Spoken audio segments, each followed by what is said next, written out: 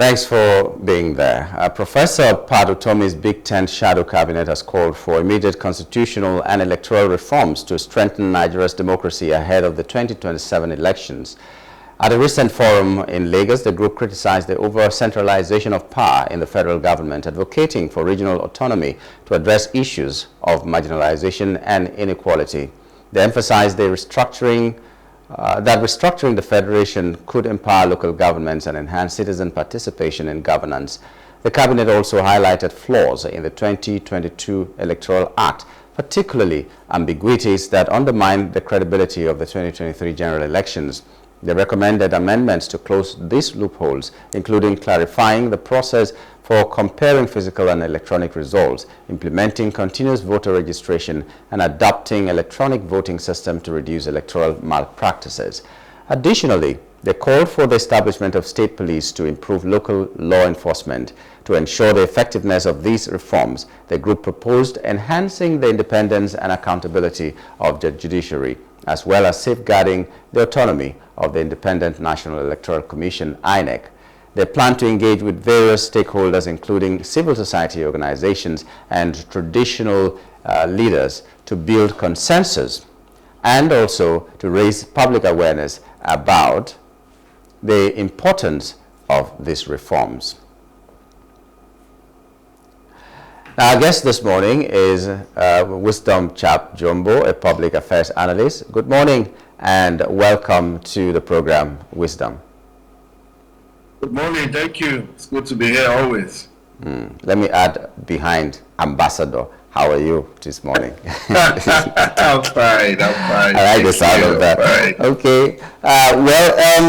We've had all the wonderful ideas that were from the shadow cabinet and all that. But first of all, let me know where you stand on the shadow cabinet thing. While the ideals of this shadow cabinet seems to be very glowing, some people feel it's a threat to national unity, national security, to whatever, and they're sending the DSS and all that after them. So where do you stand in all this?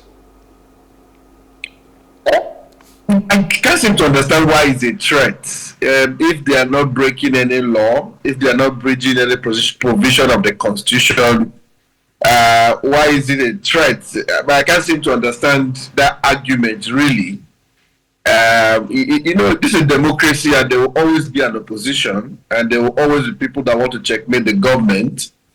And I don't see why, if some group of people are maybe forming a shadow cabinet, how that bridges any provision of the Constitution. If it doesn't, I mean, the lawyers can help us if there's a way it bridges the Constitution. If there's none, then I think I don't have an issue with it. It's good to put government in check.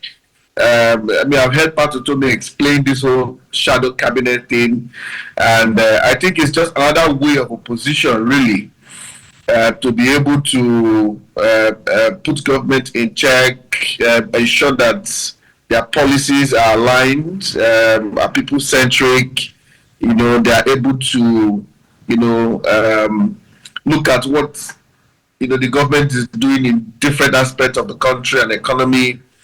I think it's just a different kind of opposition. I'm not sure we've had this time before, that the usual one. That's why it's maybe raising so much issues. And they've not posed any threats to government in any way, to the best of my knowledge.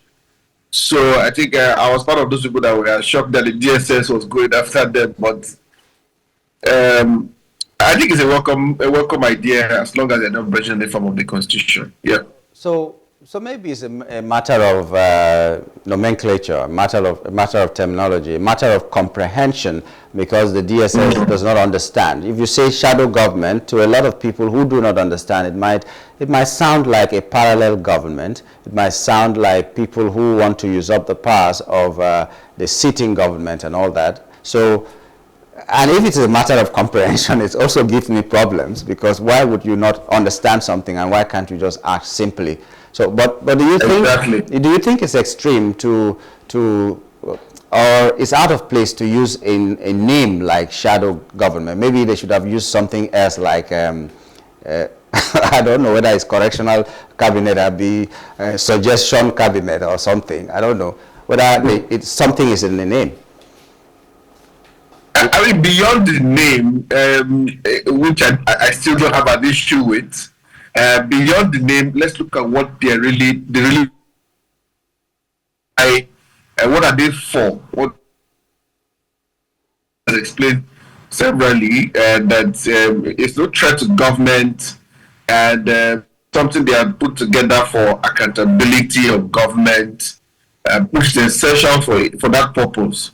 So I mean, I don't have an issue with the name, unless they want to suggest what other better name where they think they can call it. Otherwise, a hula baloo about this. However, we should be looking at the things they are saying and what they are talking about certain things within our democracy, within the present government. Where should we be looking at on certain areas that should change? Those are the things. It seems like we have left the important conversation to begin to look at nomenclature of the group, when they don't really pose a threat in any way. So I don't know. Yeah, that's the thing. So they're not doing anything against the government. They're suggesting ways to do that. But the problem now is maybe the fear is an attempt to overthrow the government. But why is it always that? That's where the fear is for maybe the DSS. I don't know how it's always that, and that's the problem I have. I don't know why it's always this way. Whatever suggestion you make, no matter how good or it might be, it's either you are for the government or you are not for the government. That's how Nigeria has been divided now. You say anything, no matter how meaningful it is, that is opposition talking. No matter how bad it is, if it is for the government, okay, that is our man. He's saying the right thing. So how far do you think this shadow government can go to make things happen? Because one of the fears I think they might be having is that by raising concerns on the critical issues that should be addressed by government, it also exposes the government about the things that they are not doing. Look, shadow governments are in other democracies in the world. And if we look at what they do, basically, especially what this one, I'm not the best fan of Professor Pat Utomi, but we cannot have a democracy where we are able to checkmate, we are able to drive accountability, or we are able to want to drive certain conversations that will better, our people. So for me, really, we should look at what they are putting forward, which is my own taking, and they've said certain critical things that I feel like we should begin to have conversations on where next or what next on those areas. For example, on the election and continuous voters register, and all of those things they are saying that could better our election as we're approaching 27. There were many errors and many mistakes in the last elections. Where are we to better some of those things? Especially as it involves, how the people vote. There's a bill in the National Assembly now to force people to vote, but we are forcing people to vote when we've not fixed the issues around voting and voter apathy, how people feel like their votes don't count. We need to look at some of those things and be able to address them. I think we need to move from seeing it as a threat to overthrow government and look at, how their conversations can listen to them and see where we can improve a few things. Now, let me rephrase the question, because my question is, how far can they go? Because there's nothing they have said here, no matter how glowing it is, that is new.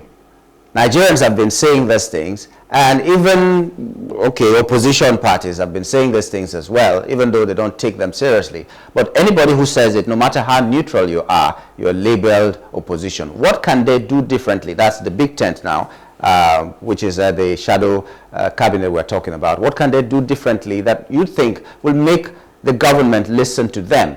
because they're saying electoral law amendment, that has been said several times. Whatever they have pointed out has been said several times by stakeholders. We have Institute of Policy Studies or something, and so many other institutions that are saying these same things, but they've not been taken seriously. So what critical thing do you think they can do to make their own agenda, not the agenda, to make their suggestions go further than just suggestions as they are?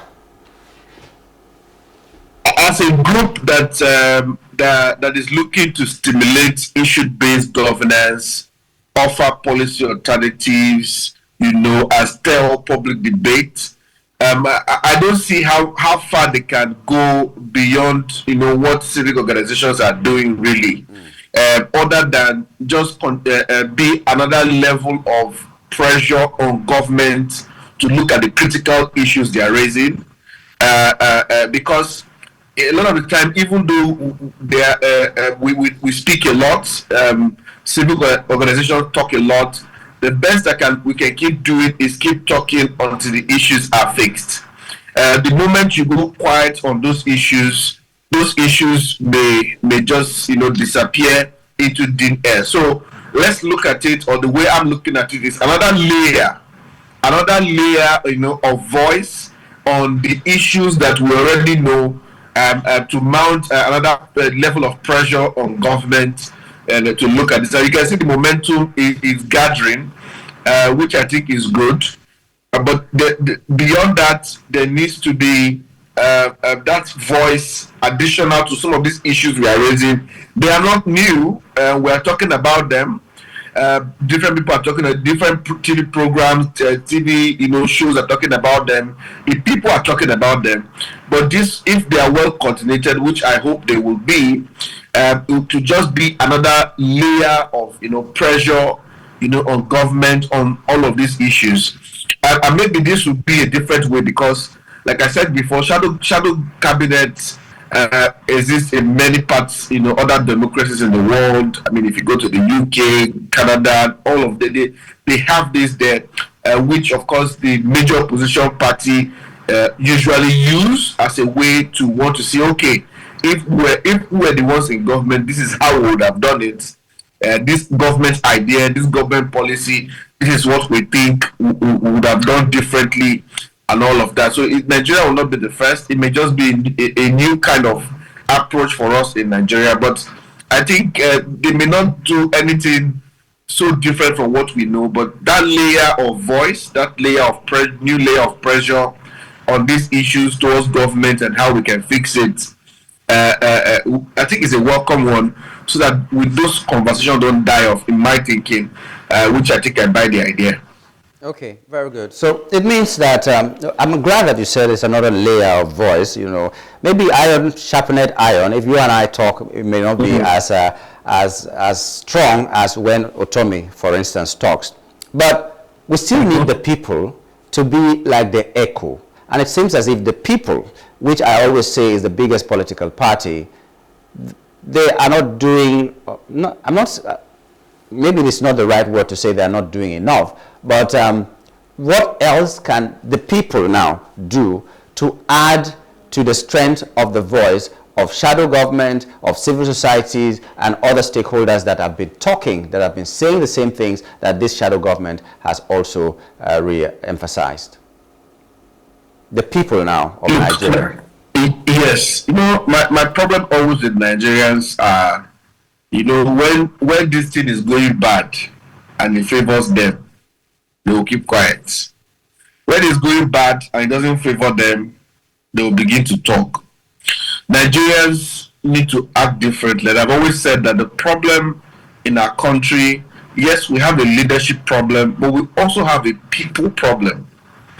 The other day when it was raining and people were trying to get home, the bus conductors automatically increased the transport fare just because they know that people can jump into any bus just because they need to get home and it's raining, they don't want to be under the rain, and that was sad for me, because a woman and a baby at that time had to jump in the bus, and the bus fare was higher than the usual amount, but they had no choice because she needs to get share accept an baby home, and the conductors cared less. So what am I trying to say?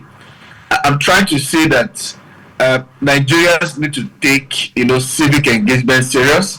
Nigerians need to take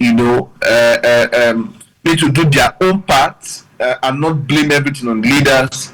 We need to take some of these conversations serious because sometimes we act like we are angry, and in 2 days our anger has gone off. And because somebody somewhere who is benefiting from that wrong system has come to convince you that don't worry, just close your mouth. If you reach me, it will reach you. That kind of approach, we need to stop it. What is wrong, regardless of who is there, and let us correct it.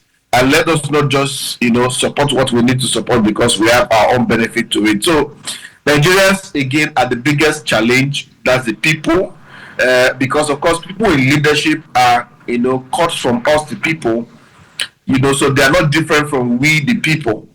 That's why our leadership seems to be the way it is, as bad as it is. So Nigerians need to be serious. They start a movement, before in 2 days the movement is gone because all the leaders of the movement have been bought over. So everything dies off. So there cannot be true change if Nigerians continue with such attitude. That's why I like to say sometimes that I don't feel bad for Nigerians most times, because we start, something is clearly wrong and someone is talking about it, and the next 2 days the matter can just die off because the people you are fighting for, they don't even really, they still go about their business, they don't care, no action to show that this thing we're not happy about it. Or something. So we cannot continue with this approach if we want anything to change. Is my view, and if we see that there's a need for something to change, Nigerians need to act. We the people, we need to act differently. I'm not sure how we can get them to act differently, because if you have been part of different conversation, different movements, even within the political scene, you can see that it's like we self-sabotage ourselves a lot of the time. Oh, well. So I think those are my thoughts on that. Yeah, well, I don't know. I do know actually that some of these groups, they are not bought over. What happens actually is that they are formed to make the money. And I can't say those people are bought over, because the idea in the first place was to make that same money. So they just got the payout, the cash out that they wanted to do. So they were not bought over. That was the plan all through. I know some of this, and I know some will I call it professional group formers. Protesters. Just every time they just do banner and then place it there and do a press statement and they get paid. There are people in Nigeria that do that. But, that aside. And trust me, it's not difficult to do. If you want people to come and protest for you now in front of your office, it can be organized. Of course, it can be organized and all that. But a critical issue you've raised is that we need to push the narrative even more than this. Okay, well, now we have the shadow cabinet talking for us.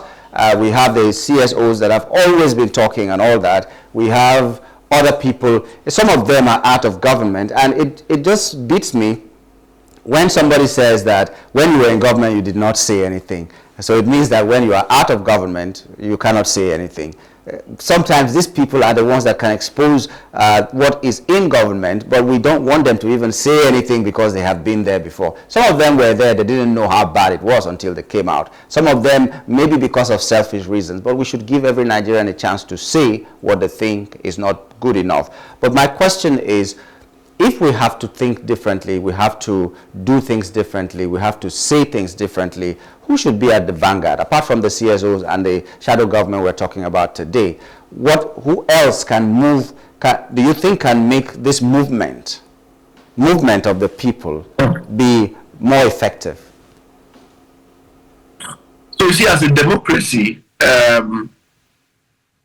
in Nigeria, as a democracy, our future is relied upon strong institutions and active citizens' engagement. If we must guarantee the future, these two things must be ensured. Now, who should be at the front of this? Number one is the people. That's why we always encourage that people should be involved in civic, activities, civic engagement. As if you're not involved, really you leave the country in the hands of people who may run into the ground.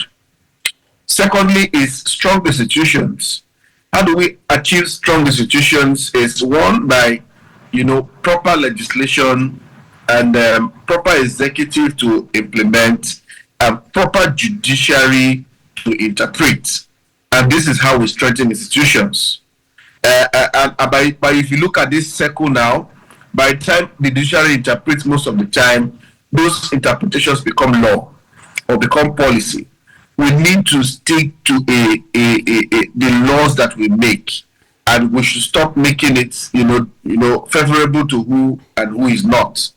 So who should be at the forefront of this? It's still the people. How do we checkmate some of this? Is by engaging. If we're not involved, you see, and I like that technology has made things even better than it was in 1999. In 1999, that first republic, as we got into it, a lot of things, the people were blindsided. What happens in government, we could not even hear about it. If you're not in government, you can't hear anything. Today, everything is out. It's good. But what are we doing with all that information? How are we using it to our advantage? How are we using it to engage properly? And that is why recently myself and a group of young people, we started, the Rivers 2050 Vision movement, in Rivers State, where we are now thinking of developing a 25-year plan for the state, because we've never had a vision for the last 50 years. The last vision for the state was done 50 years ago. So everybody comes and just do what they like. So young people have now decided to say, you know what, let us write a plan, a developmental plan, what we see, for our state in the next 25 years. It's the people. We have put out surveys, and we are hoping to get more than 50,000 responses to do surveys. It's we, the people. We are owning that process, because we believe that if we don't do that, we may not be able to guarantee our future in the States, the way things are going. So that's the kind of approach that we need to have to some of these things. If we don't own the process, we can't get it any better. So if you leave it to politicians who a lot of times just go there for their own benefit, we may never get anything. So that process, we have started a 25-year plan. We're writing it for River State, and that document will produce a vision book where we are able to present, to the government and subsequent people, leaders who are coming to run the state, to say, this is what we, the young people, designed, and we are showing you to begin to map your plan from here. And we have used different tools like AI to imagine what the future, of the state will look like. I mean, people watching can check www.rivers2050.org to learn more on all of that. So the point I'm trying to make is, whatever is going to change as a country, if the people don't take that lead on it, if we don't stick to it, especially as we work towards building strong institutions for our state, our country, it may never get better. Nobody can say what Nigeria will look like exactly in the next 50 years from now. Okay. We don't even know. Well, we're very good at anything. So how do we better that engagement, as we develop as a people, as a democracy? I'm not sure I have clarity on that really as of today for Nigeria. It's all right. Strong institutions will not work for the benefit of those who are in power, so they will do everything to make sure that it's strong individuals rather than institutions. So unless we take the bull by the horns ourselves, like the youth of Rivers have taken now, it may never happen. And by the way, the federal government is using AI to identify the poor people in villages. Did you hear that? Humanitarian Affairs Minister said that, and it was very funny. But this is where we have to wrap it up, Wisdom. And thank you so much for coming on the show this morning.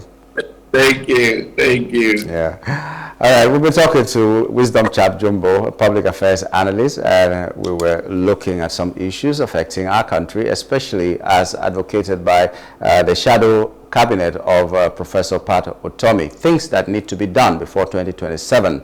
Okay, so we are moving on to another issue right now after this short break.